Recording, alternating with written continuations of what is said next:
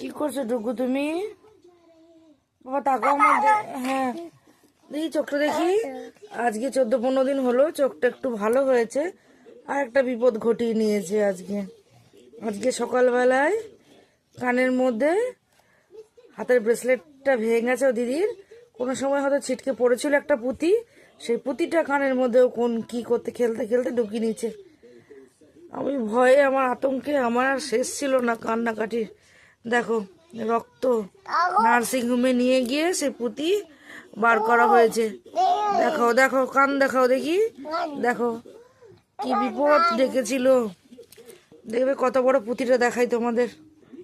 এই যে এই যে সেই পুঁতি, এই যে সেই পুঁতি ও ঢুকিয়ে ফেলেছিল। বাবা